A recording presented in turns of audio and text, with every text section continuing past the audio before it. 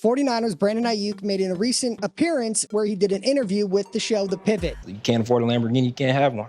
It was a 55-minute long interview where he talked about everything ongoing with his current contract negotiations with the San Francisco 49ers. He discussed everything. Why? That's what we're going to talk about. So with that being said, let's get into it, y'all.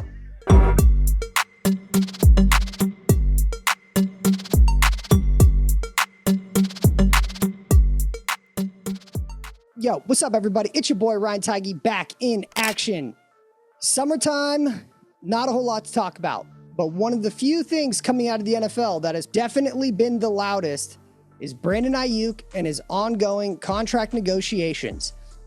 Again, as I mentioned, as I'm sure many of you saw, whether it be the actual interview itself where Brandon Aiyuk talks with Ryan Clark, Fred Taylor, and team on the show The Pivot about how he's feeling the contract negotiations are going on, with the main point being he wants to get out messaging from his side, how he sees the contract talks going. And there was a couple takeaways. The first thing I'll say right off the jump, Brandon Aiyuk, he didn't say anything that crazy. You can tell clearly throughout the entire video, Brandon Aiyuk seems pretty uncomfortable. I don't think this is the avenue that he realistically wants to be taking, to be requesting interviews so he can get out there and show his messaging. One thing that I find interesting in the previous superstar contracts, which the 49ers have done, which has been a lot, the two most recent ones, Deebo Samuel, Nick Bosa, those ones remained mute. There wasn't conversation whatsoever, specifically from the player side, surrounding any of their contract terms. Now, Deebo was a little bit louder. Nick Bosa, there was nothing coming out from his camp.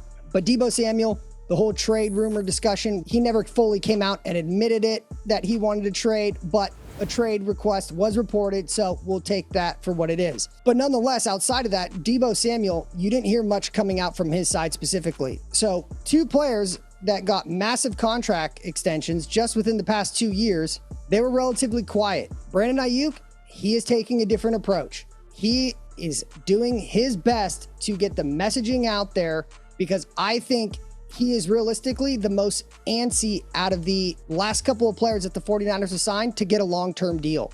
And I think it's been hard for him to kind of sit back and just let the media kind of dribble in new reports as they come out from the team or from his side.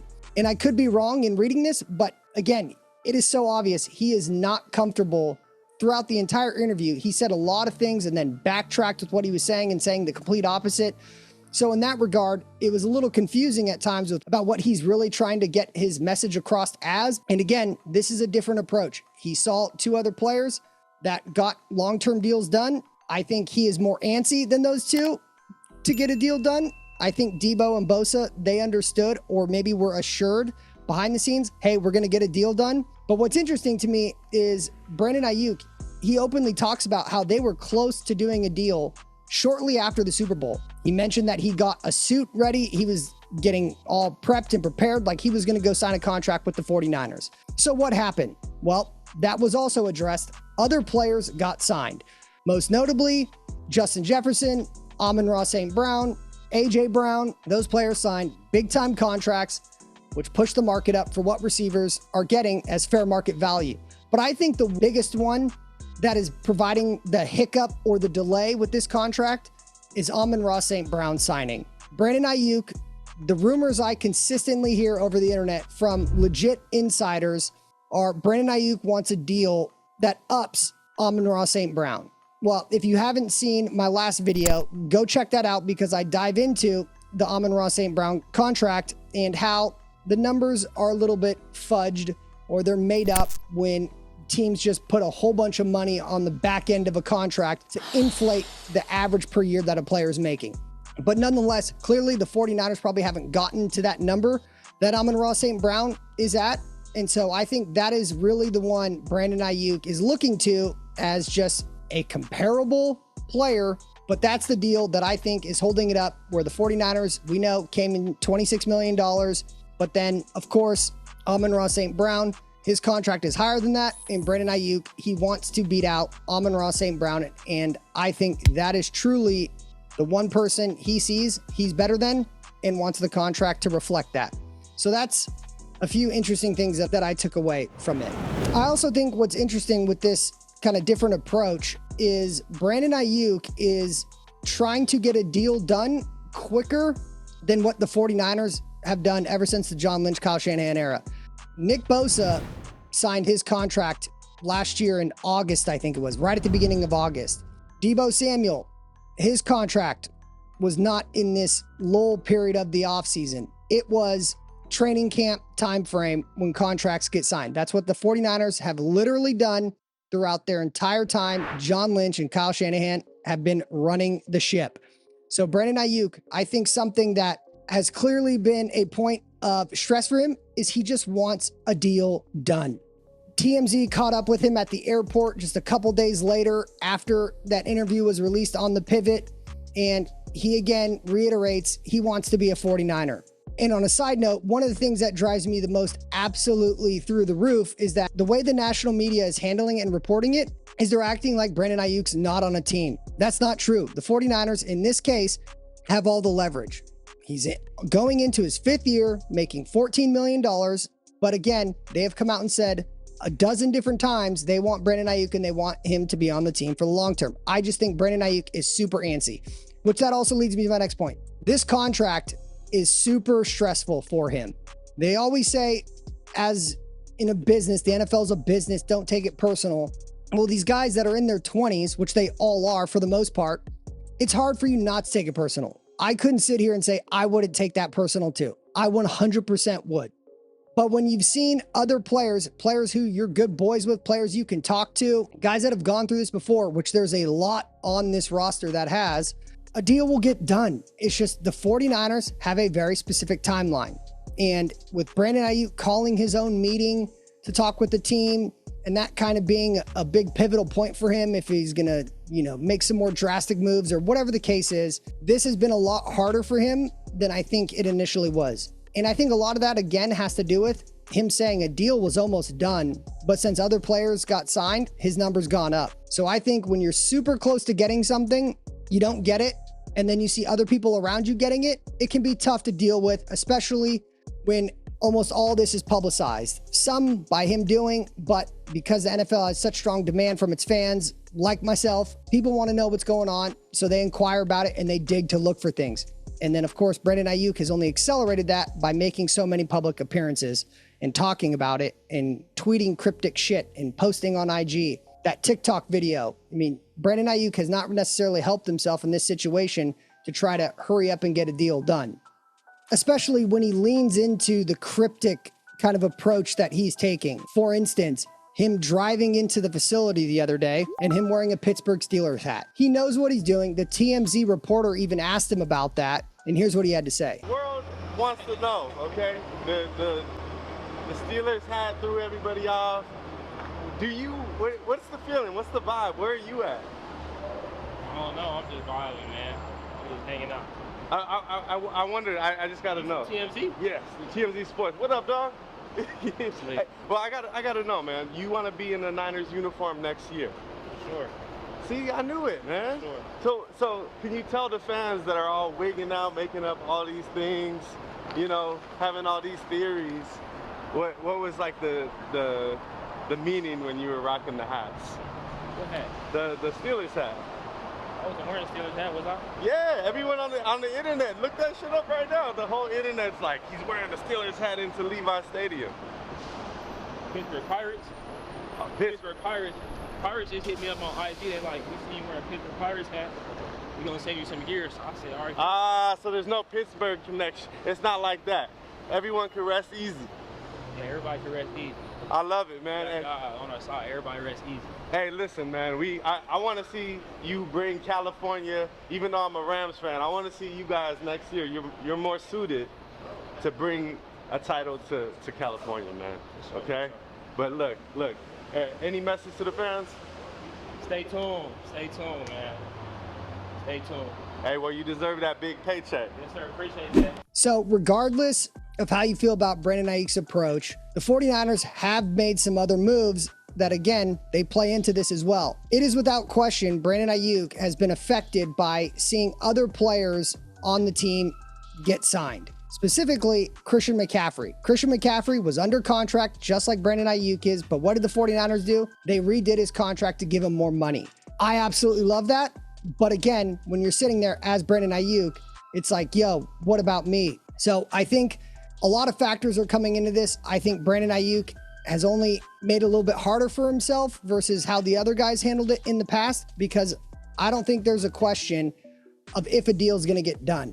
A deal is going to get done. One side or another is going to come to an agreement. And I think it's going to be the 49ers where they're going to get his average price per year over the $30 million mark, or right around the $30 million mark, regardless of however the deal is structured.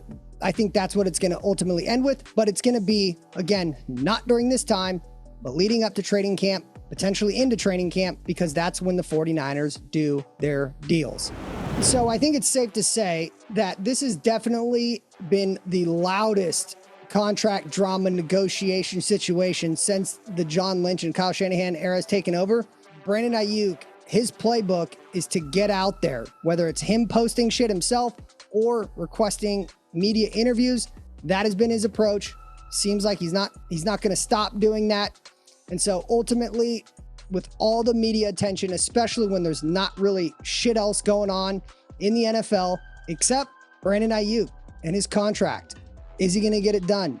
And so I'm sure that plays into what he's trying to do, get a lot of the media to talk about it. It's clear that what he's trying to do. But the bottom line is, I don't think this is putting any pressure on the 49ers.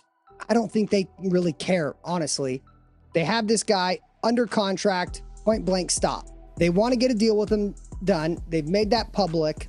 And so all the stuff that Brandon Aiyuk's out there doing, I don't think affects the negotiating table whatsoever. If anything, honestly, I only think it could hurt Brandon Aiyuk's leverage, but nonetheless, it is what it is, and this is how he wants to handle it. Also, something else that I find interesting that I took away from this interview, I was listening to Matt Mayoko talk, a longtime 49er beat writer, the longest tenured beat writer. The guy knows everybody. He's been doing it forever. Very connected and plugged in to the front office. When Brandon Aiyuk spoke about the $26 million that was reported by Mike Silver, and then Adam Schefter picked it up, and Brandon Aiyuk talked about how he didn't like how exact figures were getting released regarding his contract talks. And I think that plays into, again, him wanting to get out there and tell his side of the story. But either the 49ers have a leak, or Brandon Aiyuk didn't realize, or is playing dumb to the fact that it came from his camp, from his agency, because he clearly did not like that those numbers were being reported, and they were in fact true. But Brandon Aiyuk pretty adamantly said how much he did not like that, how unprofessional it was. And if it was a leak from the 49ers, that is something that does not happen with Kyle and John. They're historically very secretive with having stuff get out. Kyle Shanahan, when he was getting hired as a head coach, he even ran a test because there was rumors about how Jed York, the owner of the 49ers, used to leak shit out about coaches and organizational moves all the time. And so John and Kyle, they literally tested Jed to see if any news would leak out. I can't remember what the subject or topic was, but they ran a test on him. And Jed York, thank God, passed, and nothing got leaked out. And so this is not a common situation for the 49ers. And so hearing Matt Mayoko say, this wouldn't come from John, this wouldn't come from Kyle, this wouldn't come from Parag. So who the fuck did it come from? Most obvious suspect would be Brandon Aiyuk's agent. But again, I still hesitant in actually believing that because of the relationship Ryan Williams has with John Lynch being BFFs, like for real. And so if someone did leak that out of the 49ers organization, and then they hear how Brandon Aiyuk took that, I'd be careful if I was that person, because they might be out of a job pretty quickly, because that is not something that we see happen under this leadership. And it was even more emphasized with Matt Mayoko coming out and saying the 49ers would have no reason to do that because it doesn't help anything. It doesn't progress the goal of just ultimately getting a deal done with their wide receiver, Brandon Aiyuk. So as I wrap things up here, one of the positives that I see coming from all this media attention is Deebo Samuel. For those that haven't seen the clips going around social media, all Deebo Samuel's been doing has been working in silence and working his ass off. I think this is going to be Deebo Samuel's best season. I'm talking 2021 numbers is going to be this year. In 2021, Deebo had around like 1,400 yards, 7 touchdowns, something like that. I think Deebo Samuel is going to go absolutely off this year. I think with all the bullshit around the trade rumors that were speculating around Deebo and BA this offseason or before the NFL draft, with his current contract situation with the guaranteed money, this being the last year of his deal that includes fully guaranteed money, with the upcoming Brock Purdy payday. I think all those factors have gotten Deebo to just be laser focused this year. And I think the way he's looking at it is he is going into a contract year. I think that's how he's been approaching the offseason.